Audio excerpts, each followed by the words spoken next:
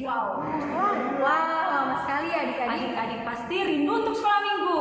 Kakak Dewi rindu. Kakak Stella juga rindu sekali sama adik-adik di rumah.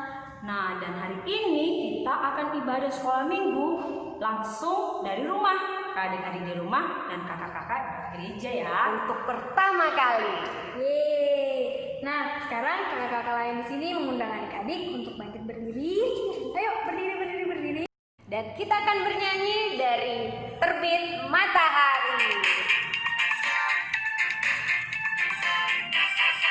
Dari terbit matahari pagi-pagi sampai pada masuknya sore-sore, biarlah nama Tuhan dipuji. Dari terbit matahari pagi-pagi sampai pada masuknya sore-sore, biarlah nama Tuhan dipuji. Puji Tuhan,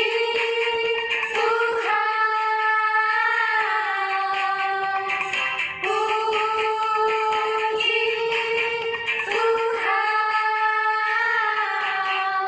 Dari terbit matahari pagi-pagi sampai pada masuknya sore-sore, biarlah nama Tuhan dipuji.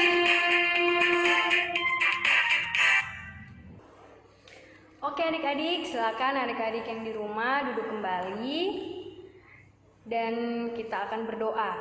Adik-adik jangan lupa ikuti apa yang akan kakak Stella bilang. Mari lipat tangannya, tutup matanya, kita satu dalam doa, kita berdoa. Tuhan Yesus, pada saat hari ini kami akan memulai ibadah kami. Dan sebentar juga Tuhan, kami akan mendengarkan sebagian kecil dari firman-Mu. Kiranya Tuhan menyertai dan memberkati kami semua. Terima kasih ya Tuhan. Ini doa dan permohonan kami. Haleluya. Amin.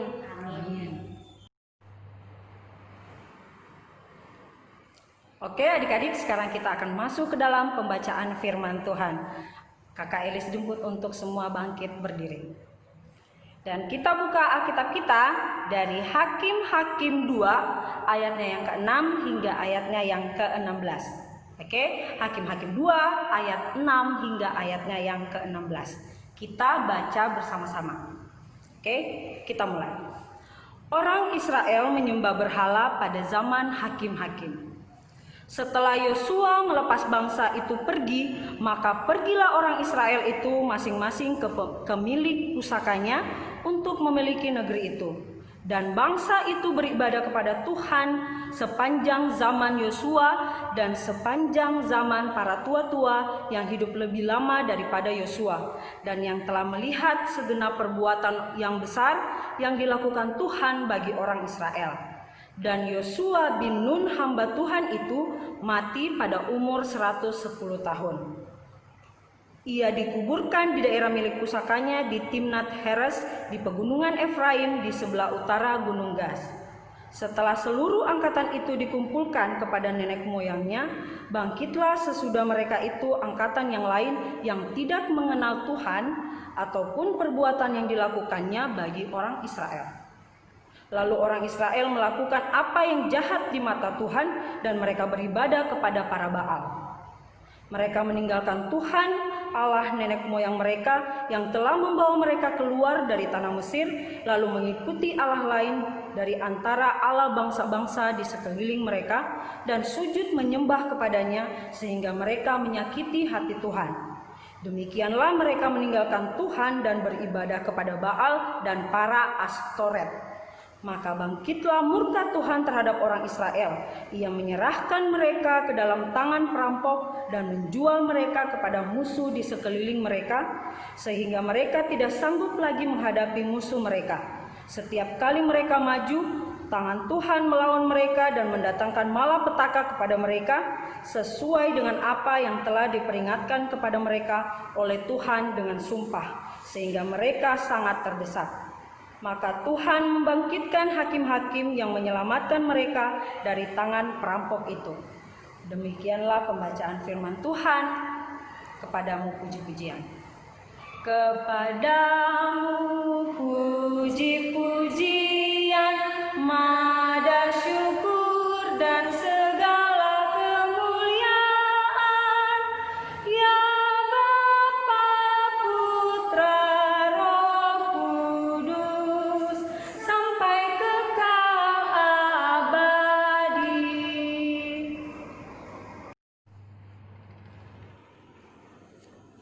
Halo adik-adik, tadi kita sudah membaca firman Tuhan. Nah, sekarang giliran Kakak Dewi mau bercerita. Adik-adik pernah tidak mendengar sebutan umat Tuhan? Pernah? Atau siapa sih yang disebut dengan umat Tuhan itu? Ayo, siapa? Nah, jadi umat Tuhan itu Kakak Dewi, Kakak Stella, Kakak Elis, Papa Mama, Ibu Pendeta, Kakak Vikaris, jemaat semua, dan seluruh orang-orang yang percaya kepada Tuhan. Nah, sekarang ini kita mau mendengarkan cerita tentang umat Tuhan dengan contoh bangsa Israel. Bangsa Israel itu dituntun oleh Musa menuju tanah perjanjian, yaitu tanah Kanaan. Dalam perjalanan menuju tanah Kanaan, Musa dan seluruh opa-oma yang di bawah yang dituntun oleh Musa itu melewati padang gurun. Mereka melewati padang gurun dengan sangat lama, dan di tengah perjalanan mereka di padang gurun itu Musa meninggal, dan kemudian lahirlah Yosua. Bagaimana kisah selanjutnya, Kakak Stella? Nah, tadi sudah dengar dari Kakak Dewi dan Kakak Stella akan melanjutkan ceritanya. Dan setelah Yosua lahir, Yosua lah yang dipilih untuk melanjutkan perjalanan dan dipilih untuk memimpin bangsa Israel ke tanah perjanjian, yaitu tanah Kanaan.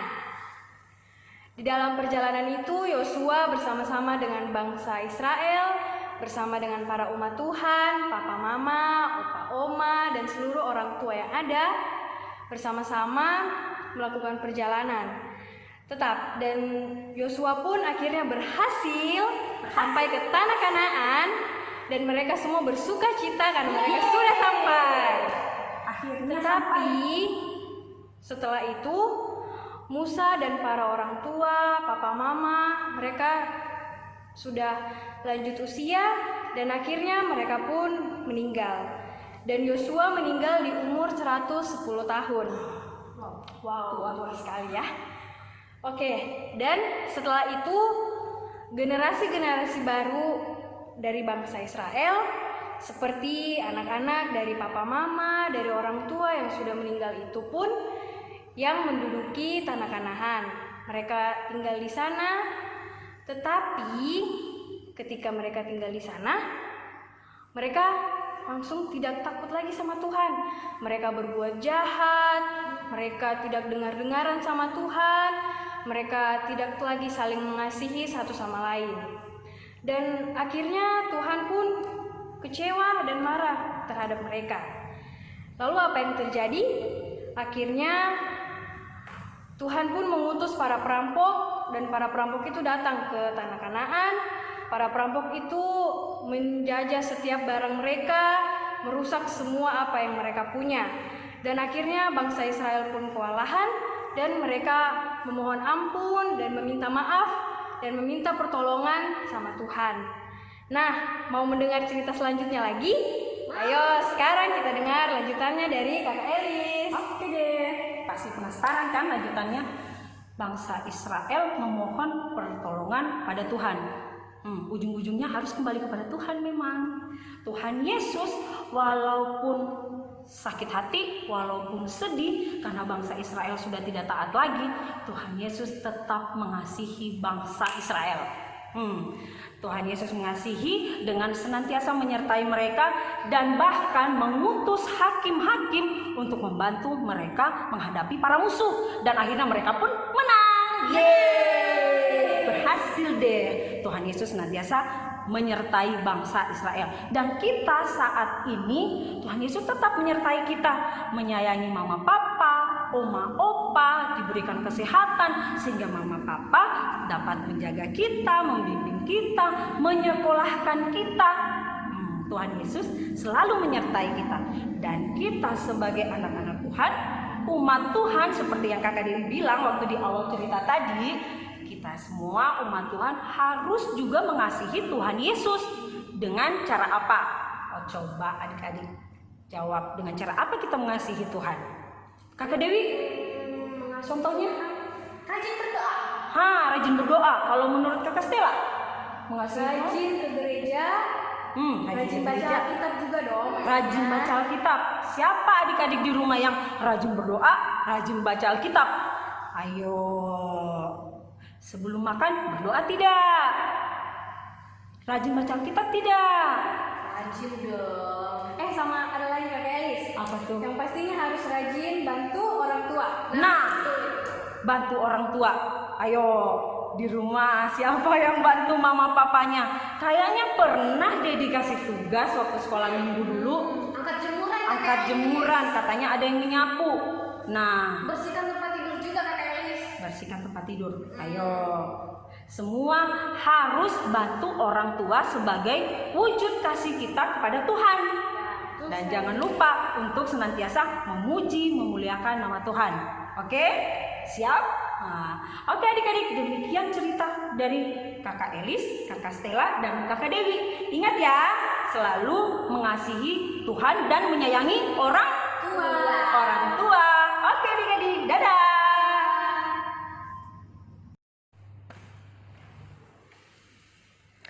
Adik-adik, tiba saatnya kita akan membawa persembahan. Sebelum bawa persembahan, siapkan dulu persembahannya. Nah, kalau persembahannya sudah siap, kita bawa persembahan sambil bernyanyi bermacam-macam anak.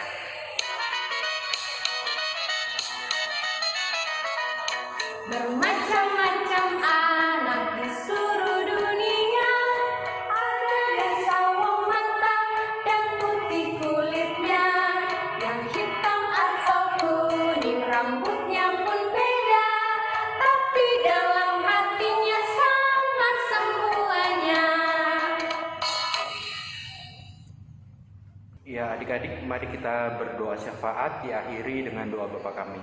Mari kita berdoa.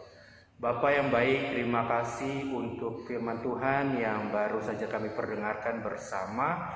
Kami diajarkan untuk tetap mengasihi satu dengan yang lainnya, secara khusus bagi orang tua kami.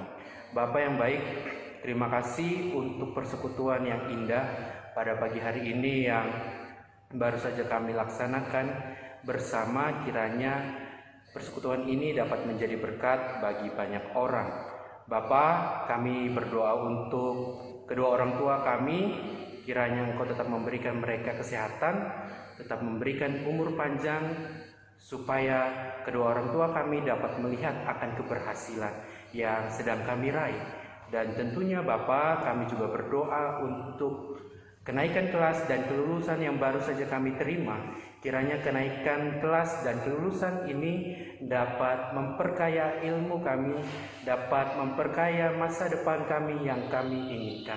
Dan kami juga berdoa untuk persembahan yang baru saja kami berikan, kiranya dapat berguna bagi kemuliaan nama Tuhan. Inilah doa dan ungkapan syukur kami yang kami alaskan di dalam satu nama Tuhan Yesus Kristus, Juru Selamat yang hidup, yang telah mengajar kami berdoa. Bapa kami yang ada di sorga, dikuduskanlah namamu. Datanglah kerajaan-Mu, jadilah kehendak-Mu di bumi seperti di sorga. Berikanlah kami pada hari ini makanan kami yang secukupnya, dan ampunilah kami akan kesalahan kami, seperti kami juga mengampuni orang yang bersalah kepada kami. Dan janganlah membawa kami ke dalam pencobaan, tetapi lepaskanlah kami daripada yang jahat.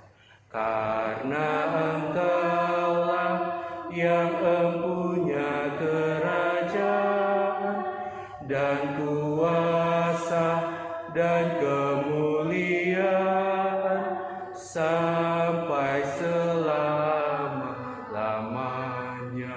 Amin. Adik-adik, sekarang kita akan mengakhiri ibadah kita. Namun ada tugas untuk adik-adik di rumah. Ayat hafalan dari Amsal 1 ayat 8. Ingat, Amsal 1 ayat 8. Di video ya, nanti videonya kirim ke kakak-kakak layan. Minta bantuan dari papa dengan mama di rumah. Sip? Oke, mari sekarang kita berdiri. Kita memuji Tuhan dari Kidung Ceria nomor 256.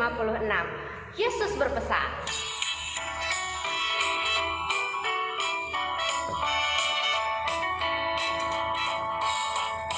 Yesus berpesan dalam malam gelap, kamu harus jadi lilin gemerlap, anak masing-masing di sekitarnya, untuk hormat Tuhan bersinarlah. Ya adik-adik, kini arahkanlah hati kita kepada Tuhan serta terimalah berkat-Nya. Tuhan memberkati engkau dan melindungi engkau. Tuhan menyinari engkau dengan wajah-Nya dan memberi engkau kasih karunia. Tuhan menghadapkan wajah-Nya kepadamu dan memberi engkau damai sejahtera. Amin. Amin. Amin.